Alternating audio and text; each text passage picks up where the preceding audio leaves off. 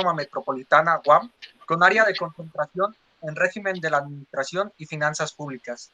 Maestra en Derecho con mención honorífica por la Universidad Nacional Autónoma de México, UNAM. Obtuvo el grado con la tesis titulada Revocación de Mandato, Desideratum Democrático en la Constitución Política de los Estados Unidos Mexicanos. Realizó una estancia de investigación en la Universidad del Condado de Colombia. Ha colaborado en el Senado de la República y se ha desempeñado como abogada postulante en Derecho Administrativo, Laboral y Juicio de Amparo. Tiene varias producciones intelectuales en proceso de publicación. Se encuentran los artículos Efectividad Social del Derecho, Órganos Constitucionales Autónomos, un cambio de paradigma en la teoría de la división de poderes, los derechos laborales, teletrabajo en tiempos de pandemia, y cuál es el costo de la democracia participativa en México. Un análisis desde la teoría de la división de poderes y el Instituto Nacional Electoral como órgano constitucional autónomo. Participó como jurado en la primera competencia de Derecho Constitucional de la Universidad Externado de Colombia. Ha impartido diversos cursos intertrimestrales en la Universidad Autónoma Metropolitana UAM. Sin duda, un gran recorrido y experiencia. Le cedemos la palabra. Muchas gracias. Solo les pediría si me ayudan indicándome si me escuchan bien, si me ven bien. Entonces, perfecto. Muchas gracias. Bueno, pues gracias por tan amable presentación. Por supuesto, por la invitación y obviamente quiero extender mi agradecimiento pues a los organizadores y la apertura de estos espacios. Yo creo que es muy importante y loable la labor que jóvenes sobre todo generan impulsando estos espacios que son muy enriquecedores y muy útiles, creo, para abordar diversos temas de interés, ¿no? Que pues para los estudiosos del derecho y de la academia en general, pues siempre revisten gran importancia. Entonces, bueno, sin más preámbulo, me gustaría comenzar previo al análisis del objeto de protección del juicio de amparo por hacer una breve referencia a los estándares internacionales del recurso efectivo. Esto es el juicio de amparo a la luz del artículo 25 de la Convención Americana sobre Derechos Humanos. Por ello, digamos que nuestro primer acercamiento de análisis parte de un enfoque del Sistema Interamericano de Derechos Humanos. Entonces, recordemos que la Convención Americana sobre Derechos Humanos de 1969 prevé en el artículo 25 sobre protección judicial que toda persona debe tener acceso a un recurso efectivo, sencillo y rápido ante jueces o tribunales que los ampare contra actos que violen los derechos reconocidos en la Convención, en la Constitución o leyes del Estado que sea parte de la Convención. Entonces, aun cuando dichos actos deriven de autoridades en el ejercicio de funciones, se debe de contar con este recurso efectivo.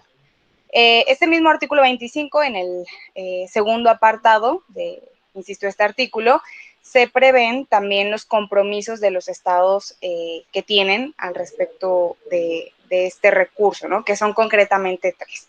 El primero es garantizar que la autoridad competente decida sobre los derechos de la parte afectada.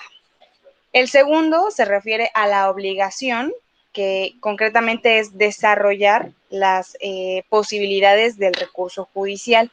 Y la tercera es garantizar el cumplimiento por parte de las autoridades competentes de esas decisiones judiciales.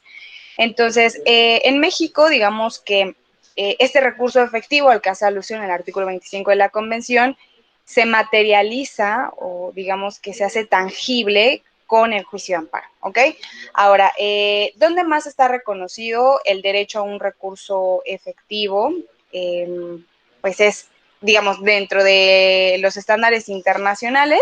También podemos encontrar una referencia en el Pacto de Derechos Políticos y Civiles, en el artículo segundo, apartado 3, en el inciso A, se prevé que todos los estados se deben, o sea, se tienen que comprometer a garantizar que toda persona que goza de los derechos reconocidos en el pacto cuenten con un recurso efectivo para impugnar la transgresión de derechos humanos. Entonces, este reconocimiento de un recurso efectivo es, digamos, mucho más genérico, ¿no? Inclusive para muchos autores como tal este segundo artículo del pacto podría entenderse como que se hace referencia a un recurso que podría quedar solo en sede administrativa. Por lo tanto, digamos que el consenso, al menos entre los diferentes académicos y en la doctrina, un poco más es establecer que la base dentro de los estándares internacionales se desprende el artículo 25 de la convención, ¿ok? Entonces, ¿por qué? Pues porque la misma convención sí hace en el artículo 25 la referencia muy concreta de que hablamos de un recurso jurisdiccional, ¿no? La precisión que no se hace, por ejemplo, en el pacto. Entonces, bueno, a partir de esta breve contextualización, ya para concentrarnos concretamente en el juicio de amparo, habría que abstraernos de alguna forma para su análisis, ubicándonos en la naturaleza del juicio de amparo como medio de control constitucional. Primero, habría que delimitar qué es el control constitucional, ¿no? Entonces, no sé si aquí alguien gustaría participar, me encantaría que, pues, más allá de sentarme solo aquí a platicar, sino que fuera como un poco más interactivo. Alguien que quisiera justo participar y expresar qué nociones tiene sobre el control constitucional.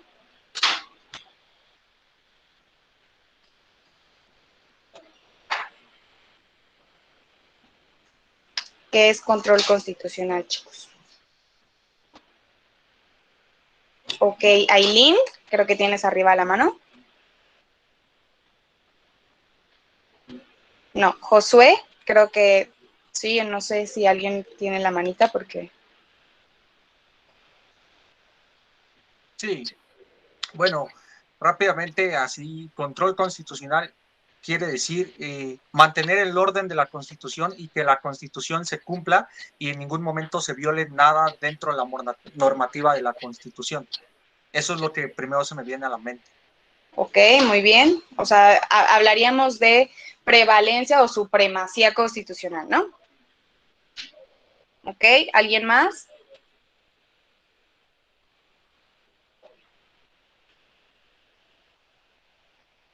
Pueden activar su audio si alguien quiere participar y si no, pues, bueno. Es un... Ah, ok, ¿puedo hablar? Y adelante, Pedro, gracias. Es un medio de control. Muchos lo han llevado, por ejemplo, a la Suprema Corte de Justicia con el primer ministro que está, bueno, el presidente ministro que está en vigor ahorita, que es Arturo Saldívar. También ha aludido al, por ejemplo, el control difuso de la Constitución. ¿Qué es ese control difuso? ¿Perdón? Sí, adelante, sigue, muy bien. Que es ese control difuso, que es decir, tiene que estar la interpretación conforme a la Constitución, pero sin ir más allá de lo que dice la norma y también con lo que la norma establece o prevé. Es un control constitucional, es decir, tiene que estar adecuado a la Constitución, pero sin violentar algún otro derecho humano. Muy bien, Pedro, gracias. Sí, creo que tocas dos aspectos importantes que tienen matices diferentes y que sí es importante distinguir. Hablas, al menos rescato dos ideas que van de la mano, pero que sí, digamos, obedecen a aspectos diferentes. Uno, hablas de control difuso, que ese sí es un sistema de control constitucional, que ahorita lo voy a explicar. Y hablas también de interpretación conforme, que como tal ahí ya nos meteríamos en cuestiones de interpretación constitucional y sobre todo de convencionalidad, ¿ok? Entonces vamos a ir distinguiendo un poco para ir como matizando un poco el tema. No sé si alguien más quiere participar. Lili. Ya, disculpe, no podía encender mi micrófono. No hay problema. Medios de control constitucional, entendamos los que es como, que no es como, más bien es un conjunto de recursos jurídicos que sirven para el control de la Constitución, dándole su supremacía. Esto evitando sus violaciones y evitando que por medio de ella, que por medio de actos se llegue a ponderar alguna otra norma o alguna otra ley que no sea constitucional. Estos particularmente tienen la finalidad de anulación o de abrogación de los actos del gobierno que son contrarios al... Ok, muy bien, Lili, gracias. Sí, creo que en términos generales todos tienen como una noción correcta, pero bueno, lo voy a tratar de explicar conceptualmente para que quede mucho más claro, ¿no? Entonces, bueno, el control constitucional como tal se traduce en la potestad para declarar la invalidez total de la norma o la inaplicación de la norma. Por ejemplo, cuando se encuentra que una norma inferior es contraria a la Constitución, se puede inaplicar la norma, ¿no? Entonces, hablamos concretamente de que una norma inferior, leyes, reglamentos, etcétera, son contrarios a lo que prevé la Constitución, dado que sabemos que la Constitución es nuestra norma fundamental y se encuentra dentro de la cúspide del ordenamiento jurídico.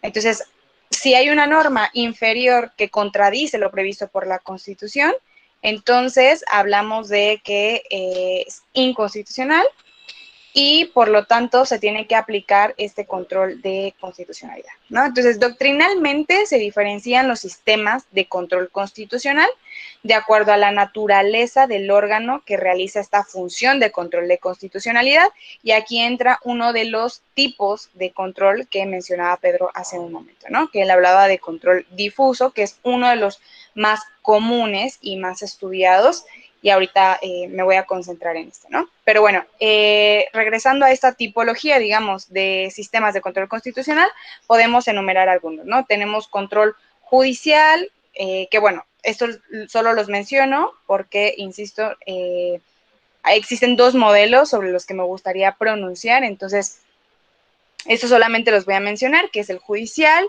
Hablamos de un control político, un control mixto, existe también doctrinalmente un control popular, un control neutro, que, insisto, esta tipología la encontramos dentro de la doctrina, ¿no? Pero dentro de esta misma tipología existen dos modelos o sistemas de control constitucional que son, digamos, los que han predominado en la adopción de los diversos países que han incorporado este tipo de modelo de control constitucional, que es el control concentrado, que seguramente lo han escuchado en algún momento o estudiado, y el control difuso, que pues de alguna forma también ahorita lo voy a explicar, son los modelos que en México hemos adoptado, ¿no? Entonces, bueno, iniciemos con este primer modelo, que es el sistema de control concentrado.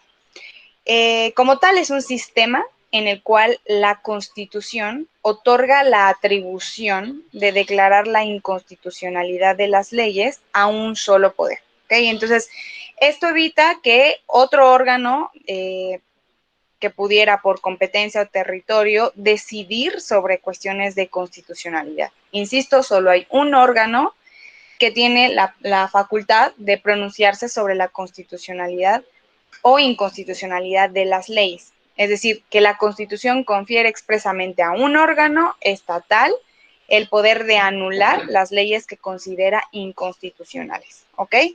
Entonces, ese es el control concentrado en términos generales y ahorita voy a ir desmembrando, ¿ok?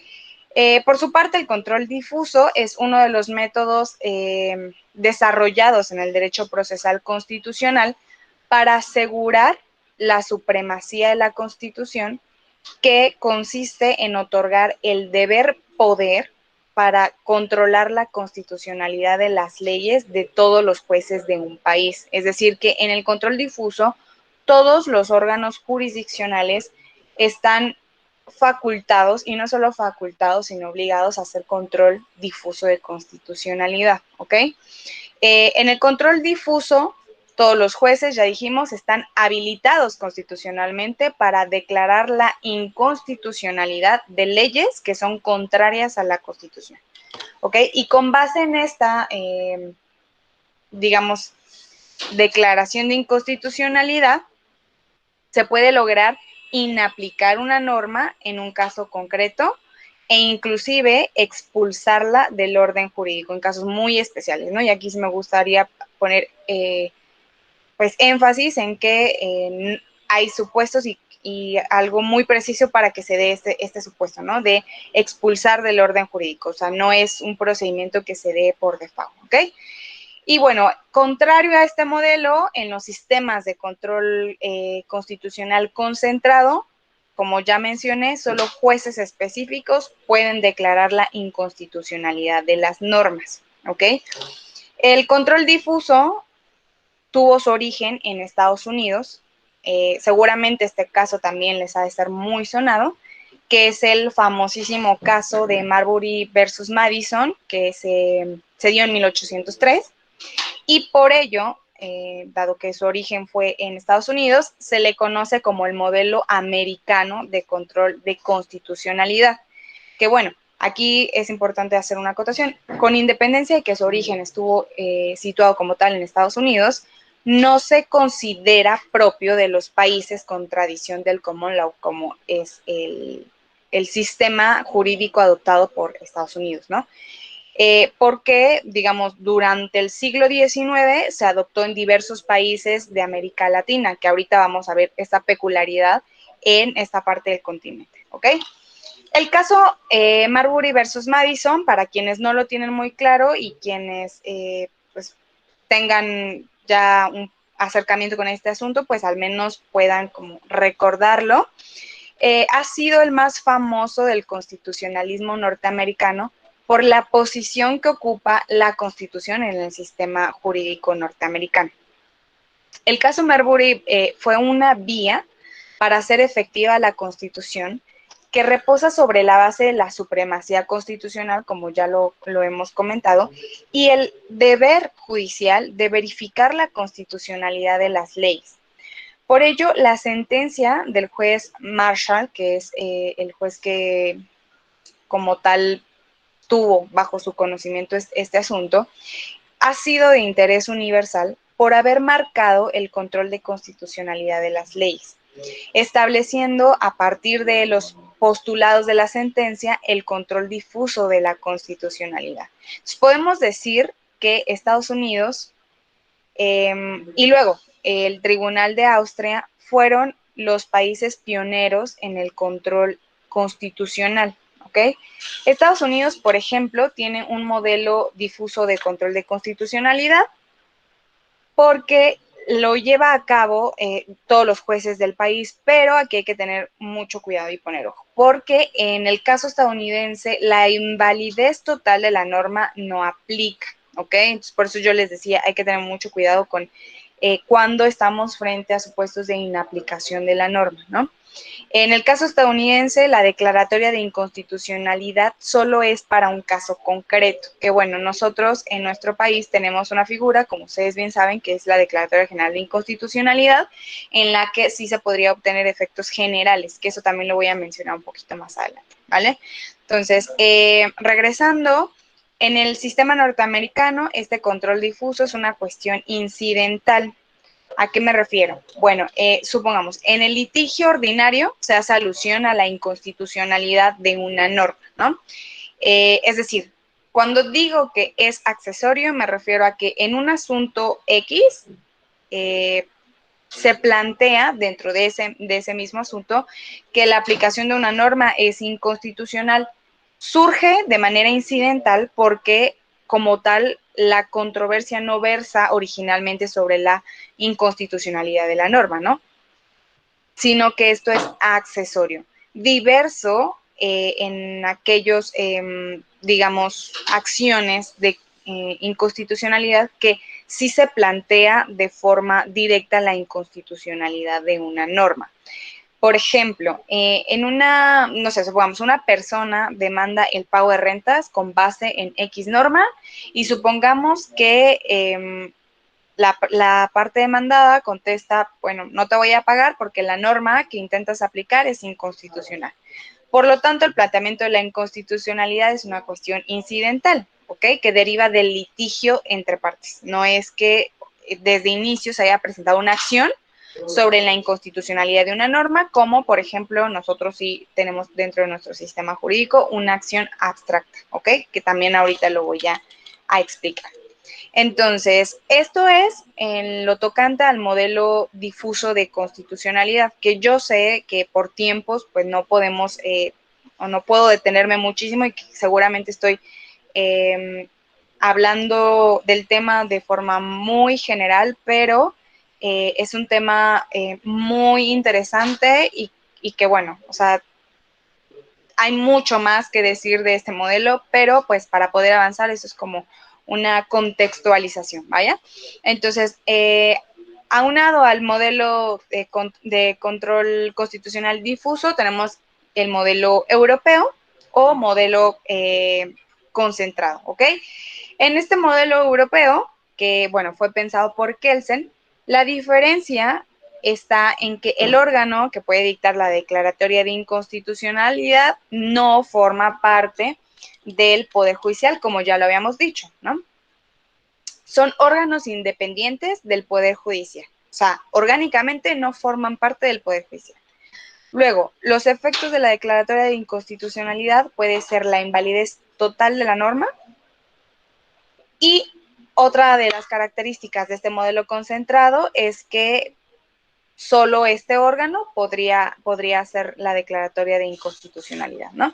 Entonces, una de estas diferencias que podemos contrastar con el modelo de control difuso, como ya explicamos, es que aquí sí se plantea de forma directa una acción de inconstitucionalidad, ¿ok? Entonces, aquí ya vamos un poco diferenciando cuáles son las características de uno y otro modelo, ¿ok?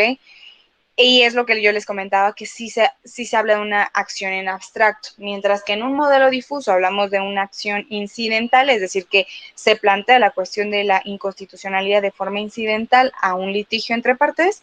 En el modelo concentrado, la acción es abstracta, o sea, directamente se plantea la cuestión de inconstitucionalidad de la norma. ¿Ok? Entonces, hasta aquí, no sé si hay alguna duda, y si no, vamos avanzando.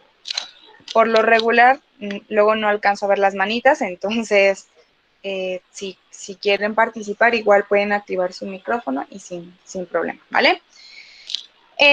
Bueno, continuando, yo les comentaba, realmente es que el control de constitucionalidad en América Latina es también muy, muy interesante y muy peculiar, ¿no?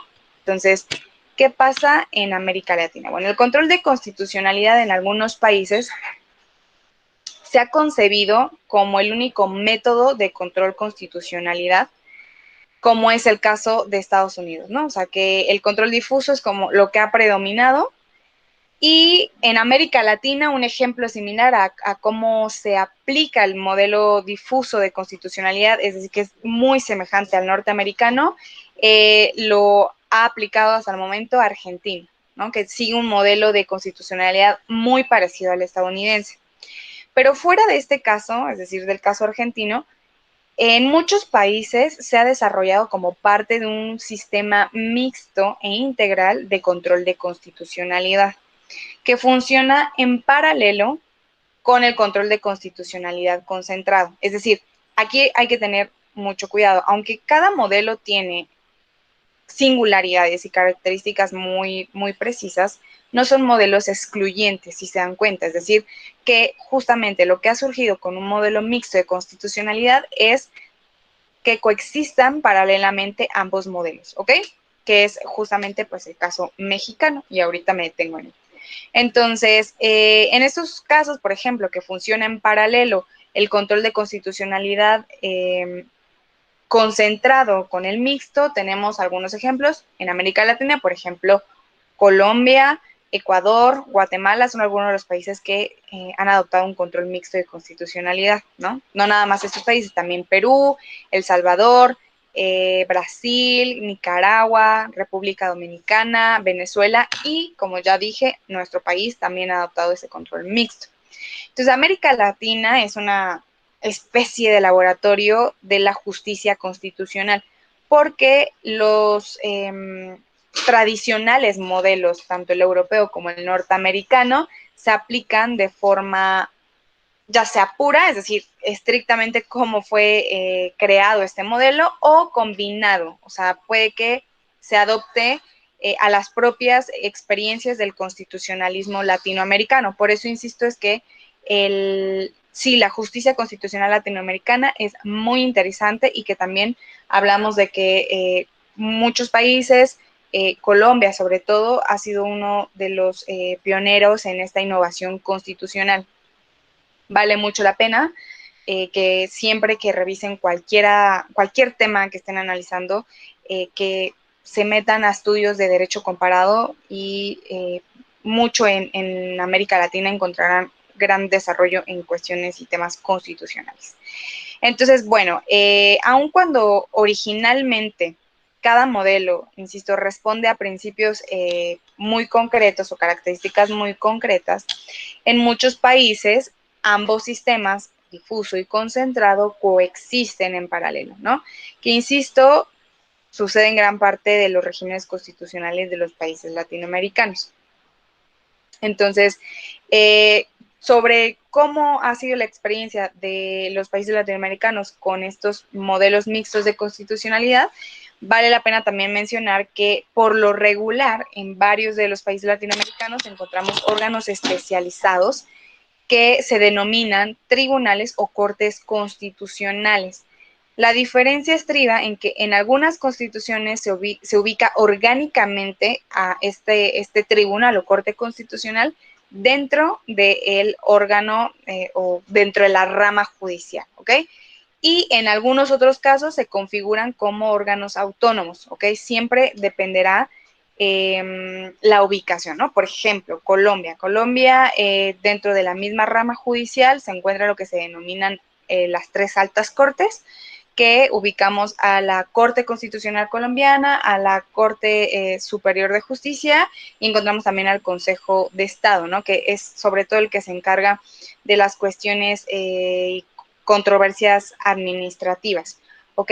Pero entonces, en el caso colombiano, solo por citar un ejemplo, sí tenemos un órgano especializado y que sí forma parte de la estructura o de la rama judicial, ¿ok? Entonces, ahora ya un poco más geográficamente ubicándonos en el caso mexicano, pues cómo ha sido este control constitucional. Bueno, ya se los adelantaba hace un momento, nuestro modelo es un modelo mixto de constitucionalidad, ¿ok? México tiene una mezcla de ambos controles, del control semiconcentrado y control difuso. Ya ahora explico a qué me refiero con semiconcentrado.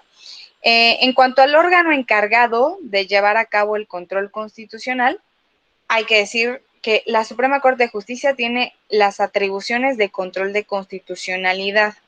No existe un órgano independiente del Poder Judicial. Ustedes saben que nuestra composición orgánica del Poder Judicial Federal, que pues para aquellos que no se han aún actualizado en cuanto a la composición del Poder Judicial, pues sabemos, o quiero pensar que la mayoría está, pues lo trae en el radar, que recientemente se aprobó la reforma, bueno, la llamada reforma judicial, que fue publicada en el DOF el 11 de marzo de este año, y que entre varios de los cambios que se hizo al Poder Judicial Federal estuvo el cambio en su estructura, ¿no?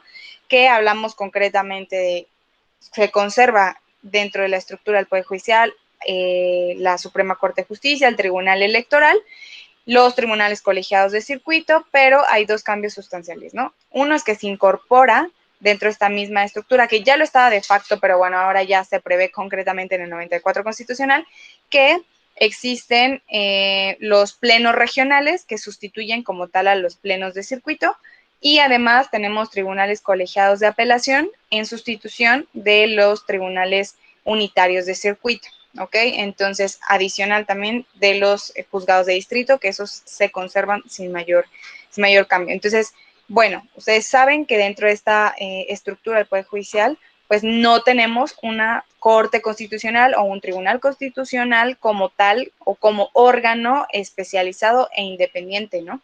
Autónomo, como en algunos otros países lo hay, ¿no? En el caso mexicano, tenemos las atribuciones de control de constitucionalidad concentradas en la Suprema Corte de Justicia de la Nación, con algunas salvedades, ¿no? Porque decíamos, nuestro país tiene esa mezcla de controles de constitucionalidad, tanto control difuso como control concentrado. Y cuando nos referimos a control semiconcentrado es porque hay algunos medios de control constitucionalidad que comparte la Suprema Corte con algunos otros órganos. El ejemplo más preciso es pues el juicio de amparo, ¿no?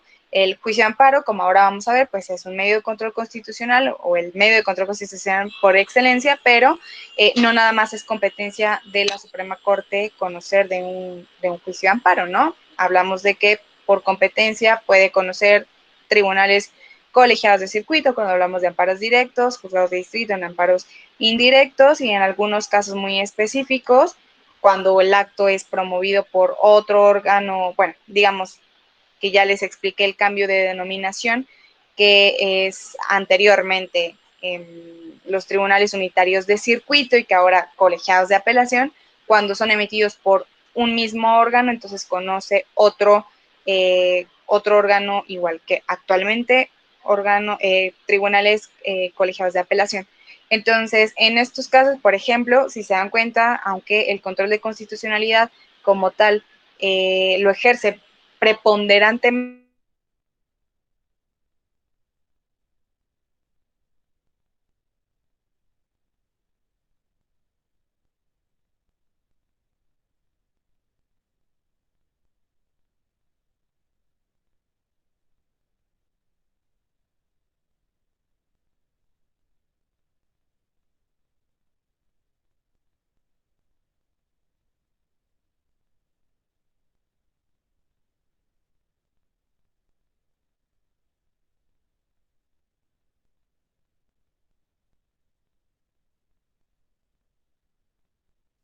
Al parecer falló su internet a la licenciada. Ahorita esperamos un momento para ver si se conecta, por favor.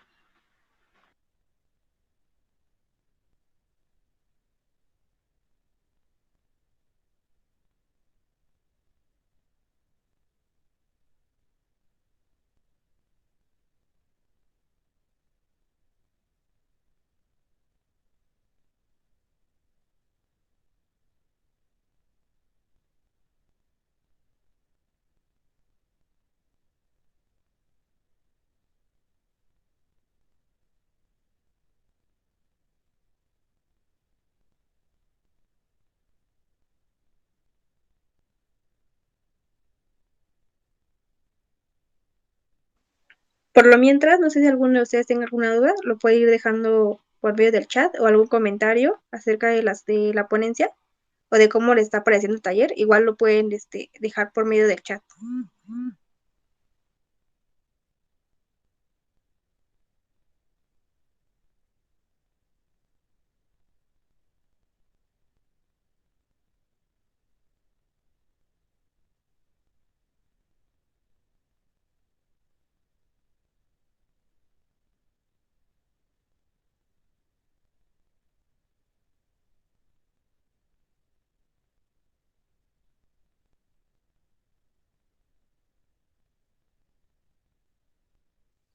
Para efectos de asistencia, no olviden poner su nombre en el chat.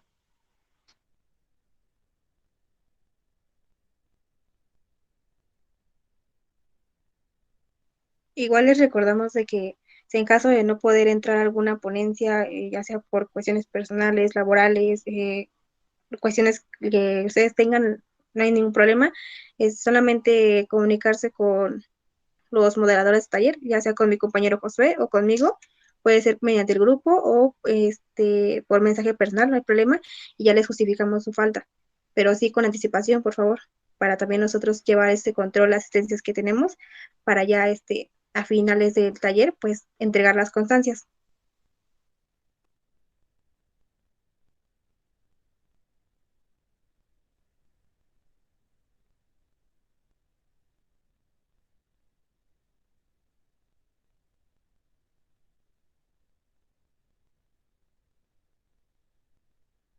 No te entendí. Está apagado el micrófono. Ya, perdón, qué pena. No, les comentaba que me quedé con problemas técnicos, la verdad se me fue el internet y bueno, ya me uní desde el celular, entonces espero que ahí me puedan escuchar bien, ¿no? Entonces, bueno, a ver, ¿en qué nos habíamos quedado? En el modelo de constitucionalidad que sigue México, ¿no? En esta parte de que, bueno, dentro de nuestro Poder Judicial no tenemos un órgano autónomo que se denomine, como en algunos otros países, Tribunal Constitucional o Corte Constitucional, ¿no? Sin embargo, hay que poner atención aquí, la Suprema Corte de Justicia asume esas funciones como Tribunal Constitucionalidad, con independencia de que su denominación no sea una Corte Constitucionalidad, ¿ok? Entonces, bueno, yo les había comentado que, bueno, México sigue este modelo mixto y aunque sea así, es decir, aunque México siga un modelo mixto de constitucionalidad, pues hay que decir que esto no siempre fue así, ¿no? Antes del 2013, solo los jueces del Poder Judicial Federal podían declarar la inconstitucionalidad de las leyes, tanto federales como locales, ¿ok? Bueno, anteriormente, la Suprema Corte de Justicia de la Nación, digamos, en criterios de interpretación, se dispuso que el artículo 133 de la Constitución no era la fuente de facultades de control constitucionalidad para las autoridades que ejercen funciones materialmente jurisdiccionales. Lo que como tal llevó a la Corte a cambiar este criterio fue el famoso caso también, seguro muy conocido por todos ustedes, el caso Rosendo Radilla Pacheco, ¿ok?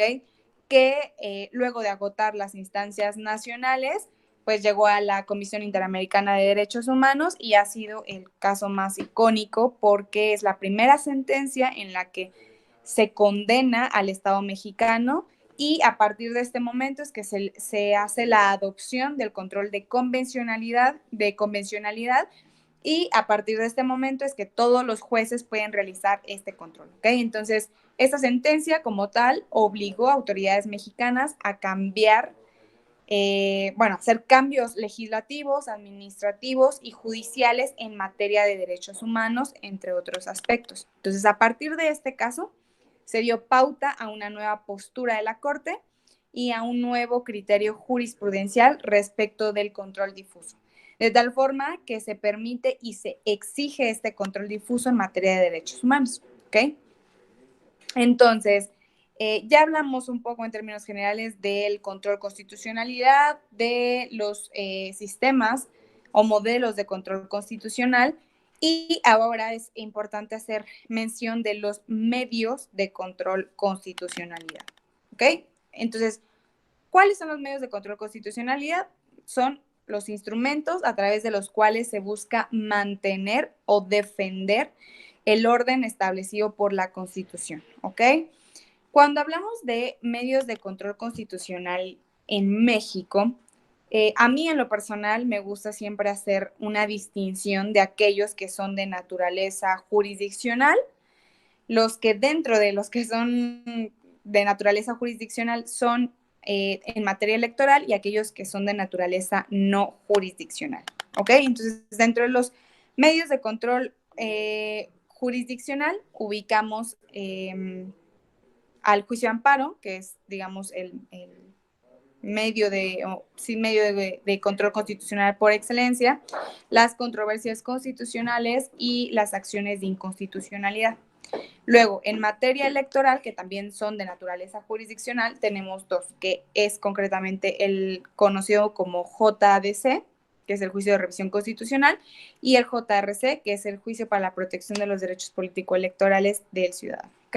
Entonces, son estos dos juicios, JS, JRC, en materia electoral.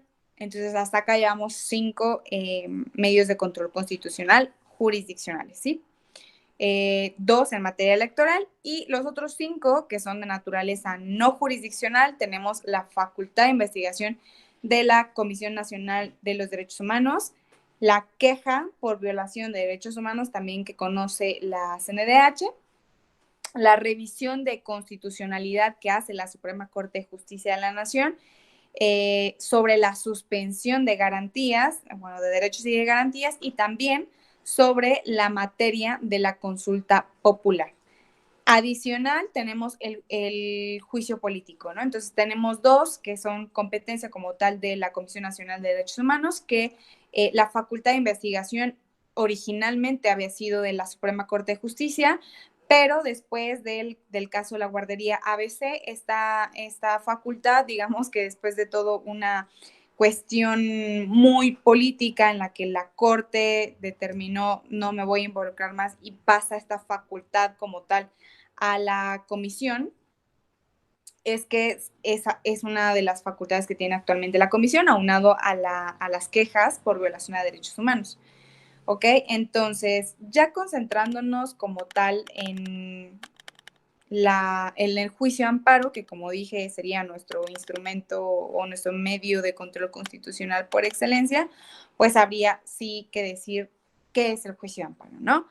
Dijimos que es un medio de control constitucional, un medio jurisdiccional como tal, protector de los derechos humanos establecidos en la Constitución y en los tratados internacionales de los que México es parte. Entonces, como bien saben, el fundamento del juicio de amparo lo encontramos en el artículo 103 y 107 de la Constitución.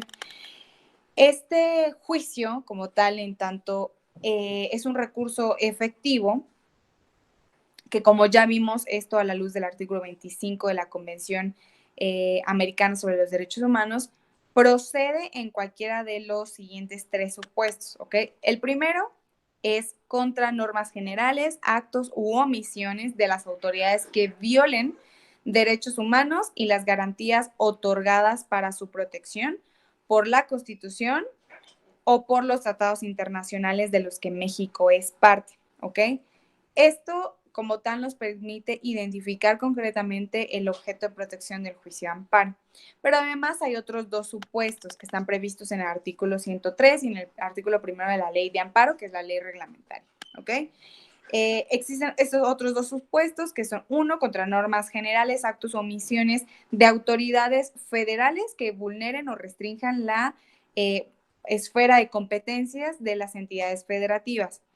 Y el tercer supuesto es a la inversa, es decir, actos, normas generales, actos u omisiones de las entidades federativas o de la Ciudad de México que invadan la competencia de autoridades federales, ¿ok? Sobre estos dos supuestos, habría que decir que es lo que se ha conocido doctrinalmente como amparo soberanía. Que bueno, esta misma reforma judicial que comentaba yo fue publicada recientemente en el Diario Oficial el 11 de marzo, contemplaba la iniciativa originalmente eliminar el amparo soberanía, lo que se traduce en eliminar estas dos fracciones y se buscaba que la redacción como tal quedara estos dos supuestos dentro del primero y que se estableciera que el amparo únicamente procede contra normas generales, actos u omisiones de autoridades que vulneren o restrinjan derechos humanos, ¿no? Tanto reconocidos constitucionalmente como en tratados internacionales. Y esto se justificó bajo la idea de que estos dos supuestos que aluden a conflictos competenciales se ventilan o que el medio como tal es otro medio de control constitucional que son las controversias constitucionales. No obstante, ya dentro del proceso legislativo se determinó que había que seguir con esta redacción y que no se debía hacer ninguna modificación al 103 constitucional porque al final la distinción está como tal en que aunque sí se hace alusión a que procede el amparo contra normas generales, actos o omisiones de autoridades, ya sean locales o federales, que restrinjan el ámbito de competencias de otra autoridad, ya sea federal o local, esta condición está sujeta a que se trate de derechos humanos, ¿ok? Lo que no se observa como tal en las controversias constitucionales.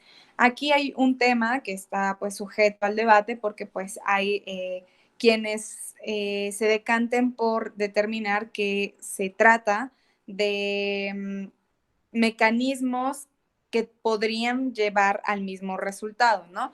Pero no obstante, el argumento quizá más fuerte es determinar que pues se hace expresamente referencia a que esta invasión competencial, que si bien se puede fundamentar en la fracción segunda y tercera del 103 o del primero de la ley de amparo, hablando de lo que se conoce como amparo soberanía, es diverso a las controversias constitucionales.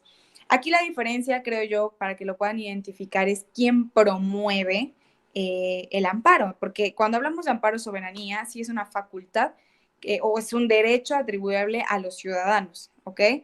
Que como tal, pues una autoridad local o federal no lo haría, sino utilizaría el medio como tal de una controversia constitucional. Por ejemplo, los ciudadanos no estamos facultados para promover controversias constitucionales porque son conflictos competenciales. Esto es, me refiero a órganos del Estado. Entonces, ya sea un órgano estatal o un órgano federal, que entran en conflicto por una cuestión competencial podrían promover una controversia constitucional. Si el ciudadano aduce que la norma, el acto o omisión de una autoridad, que si bien está invadiendo la esfera de competencias de otra, esa invasión competencial vulnera, restringe su esfera jurídica. Entonces, en ese caso, sí hablamos de que procede el amparo soberanía, ¿no? Entonces, eso es un poco para que lo puedan, digamos, entender en términos generales, ¿no?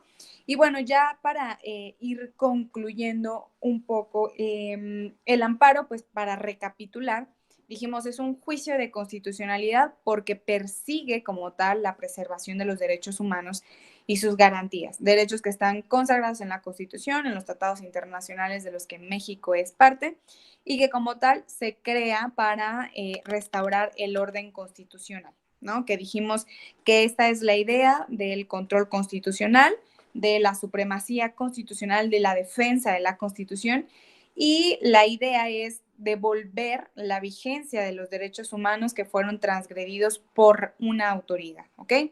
Entonces, de manera enunciativa, aspectos muy generales del juicio de amparo, que, bueno, por cuestiones de tiempo no podríamos dedicarnos, perdón, a abordar todas estas características, pues sabemos que es un juicio extraordinario, con independencia de que muchos autores lo consideran una tercera instancia. En lo personal, no considero que sea una tercera instancia. Y hablamos también bajo este análisis de un recurso efectivo, sencillo, rápido, que esté al alcance de los ciudadanos, ¿no? Que es a su vez también un mecanismo que se activa por parte de los ciudadanos, por los gobernados, por regla general y solo por la autoridad cuando actúa como particular, ¿no? Es un juicio que se promueve a instancia aparte, que debe de existir un interés jurídico o legítimo, que tiene efectos individuales o generales, y sobre los efectos generales que yo pues a inicios comenté que en el caso de México tenemos la Declaratoria General de Inconstitucionalidad, pues esto es, digamos, que la vía en que se puede obtener efectos generales, ¿no? Que es cuando la Suprema Corte de Justicia de la Nación, por una votación calificada, determina que una norma es inconstitucional y entonces la expulsa del ordenamiento jurídico siempre y cuando se siga un procedimiento muy específico que contempla el pedirle al órgano legislativo que expidió la norma que subsane, reforme lo que se estima inconstitucional, y en el caso de que no lo haga, entonces sí hablamos de que puede emitir la Declaratoria General de Inconstitucionalidad, ¿ok? Pero en términos extraordinarios cuando hablamos de la Declaratoria General de Inconstitucionalidad, pero por regla general hablamos de que el juicio de amparo, uno de sus principios es que tiene efectos solo para las partes, ¿no? Para quienes promueven como tal el juicio de amparo. Y justamente la Declaratoria General de Inconstitucionalidad se ha considerado justo una excepción al principio de efectos solo para las partes, ¿no? Porque al final podríamos conseguir estos efectos generales. Entonces, bueno, como yo les decía, hablar del juicio de amparo en general creo que nos llevaría mucho más tiempo del que esta tarde disponemos, pero creo que definitivamente es muy importante poder, digamos, analizar estos asuntos siempre desde la perspectiva, pues, constitucional, teniendo esta apertura a nuevas reflexiones. En realidad son temas muy, muy, muy interesantes que espero que tengamos oportunidad de coincidir en otro momento para seguirlos analizando. Y pues bueno, al menos pudimos como un poco tener un repaso muy general sobre estas diversas cuestiones que nos invitan justo a la reflexión siempre desde el enfoque constitucional. Entonces, pues bueno, hasta aquí no sé si tengan alguna duda, me gustaría dar pues, unos minutos para poder responder alguna duda. Entonces, muchas gracias.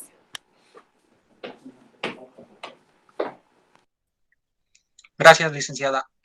Para aperturar las dudas, una duda rápida. Mencionó 5 controles que no son jurisdiccionales y no sé si nos pueda destacar 2 de ellos, porque yo, bueno, en lo personal solo conocía 2 y los otros 3 ni enterado o no sé si los abarque la legislación o por qué no los conozca. Ok, muy bien, gracias. Bueno, mira, esto es muy interesante y agradezco mucho la pregunta porque muchas veces egresamos de la licenciatura sin tener idea de que existen en nuestra legislación 10 medios de control constitucional. ¿Ok? Tenemos 10, insisto. 5 de naturaleza jurisdiccional, 5 de naturaleza no jurisdiccional y dentro de los de naturaleza jurisdiccional dijimos que tenemos 2 en materia electoral. ¿Ok? Concretamente, a tu pregunta de los medios de naturaleza no jurisdiccional, podemos destacar el juicio político, por ejemplo, y me gusta siempre utilizar porque por lo regular nunca lo identifican como un medio de control constitucional. ¿Qué pasa con el juicio político? Bueno, nosotros en nuestro país tenemos un régimen de responsabilidades de los servidores públicos, ¿ok? Hay 4 tipos de responsabilidad de servidores públicos, que es responsabilidad civil, responsabilidad administrativa, responsabilidad penal y responsabilidad política. Al tipo de responsabilidad política obedece este procedimiento que como tal se llama juicio político, que está previsto para los altos funcionarios públicos que están enlistados que se mencionan en el artículo 110 constitucional. En el artículo 110, por ejemplo, se prevé que ministros de la Suprema Corte de Justicia, magistrados, consejeros electorales, el fiscal general de la República, senadores, diputados, etcétera, gobernadores están sujetos a juicio político, ¿ok? Hay una excepción a los altos funcionarios, para los que no lo sepan. El presidente de la República no es sujeto de juicio político. Esto es muy interesante porque dentro de los sistemas federales y constitucionales ha saltado mucho y también ha dado apertura a las críticas de no tener contemplado como sujeto de juicio político al presidente de la República. Realmente la responsabilidad del presidente de la República se acota a responsabilidad penal, realmente, ¿no? Actualmente se hizo una reforma al artículo 108 constitucional en el que se ampliaron las causales en las que se puede enjuiciar al presidente de la República. El texto anterior a esta reforma contemplaba únicamente por delitos del orden común y traición a la patria, y actualmente se incorporaron derechos electorales, ¿no? Y digamos que prevé el artículo un poco muy ambiguo que en general cualquier acto por el que podría ser juzgado cualquier ciudadano común. Esto también, insisto, es sujeto a debate, dado que pues evidentemente el presidente de la República no es un sujeto o un ciudadano común, ¿no? Entonces, es un tema muy interesante sobre el que no, pues, me encantaría poder seguir ahondando, pero, pues bueno, o sea, el presidente de la República no es sujeto de juicio político. Y el juicio político como tal es un procedimiento en el que se desarrolla en el ámbito legislativo, ¿no? Es decir, hay una parte que es como tal el Senado que se configura como gran jurado, y está una parte acusadora que como tal es diputados, y senadores es la parte que determina si hay o no responsabilidad política, ¿no? Aquí la idea del juicio político es o por qué no hacerlo en sede, pues, penal, por ejemplo, que bueno, para el caso de la responsabilidad penal, pues también existe un procedimiento que es la declaratoria de procedencia para poder justamente proceder penalmente en contra de servidores públicos, ¿no? Altos servidores públicos, que les digo son los que están previstos en el 110. 110 para juicio político, y pues el procedimiento como tal de declaratoria de procedencia lo observan en el 111 de la Constitución. Entonces, este es como tal justamente uno de los medios de control constitucional, porque busca que prevalezca la supremacía constitucional, ¿no? Entonces, ese es uno de los mecanismos que muchas veces no conocemos como medios de control constitucional. Y otro podría ser la revisión de la constitucionalidad de la consulta popular, ¿no? Que eso también lo cito como un buen ejemplo, porque recientemente tuvimos justamente un pronunciamiento de la Suprema Corte de Justicia cuando el presidente de la República sometió a consideración del Congreso el realizar una consulta popular para preguntarle a la ciudadanía si estaba o no de acuerdo con enjuiciar a expresidentes, ¿ok? Entonces, la consulta popular como tal, ustedes saben, la consulta es una forma, una institución de la democracia directa, ¿no? Entonces, la consulta se prevé en el caso mexicano que la Suprema Corte de Justicia tiene que pronunciarse sobre si esa pregunta como tal o esa consulta que se requiere hacer es constitucional o no. Y se establece como tal ciertos requisitos que se deberían de cumplir a efecto de que pueda ser considerada constitucional o no. Entre estas cuestiones está que no verse sobre derechos humanos, o sea, como que no atente contra la legalidad, contra la libertad, etcétera. Razones por las cuales se consideró pues que esta determinación de la Corte pues fue muy, muy polémica, porque realmente es que hubo un pronunciamiento muy político sobre la constitucionalidad de esta consulta que les menciono, ¿no? Pero al final justamente pues una atribución de la Corte, en la que, o sea, la Corte sí o sí tiene que pronunciarse sobre si es constitucional o no la consulta popular. Entonces, eso también lo pueden revisar perfectamente tanto en la Constitución como en la ley reglamentaria de la consulta popular, ¿no? Entonces, son, creo yo, dos buenos ejemplos, y creo que espero poder, haber podido responder a tu pregunta, José. Sí, gracias, licenciada. Por cuestiones de tiempo de usted, no sé si te da tiempo para responder el comentario, o igual se lo hacemos llegar y lo mandamos al grupo, la respuesta. Sí, si quieres, la verdad es que no puedo ver aquí el chat. No sé si tienen alguna otra pregunta y con gusto la respondemos. Sí, la pregunta es de la compañera Fátima. ¿Cómo se finca responsabilidad civil a un servidor público? Ok, bueno, ahí como tal es el mismo esquema que aplica para todos, ¿no? En realidad es que se contempla dentro del mismo régimen de responsabilidades de los servidores públicos estos 4 tipos, pero en realidad no hay una distinción como tal por el carácter que revisten los funcionarios públicos. O sea, en realidad ahí aplica que si hay responsabilidad civil, responde directamente con su patrimonio, ¿no?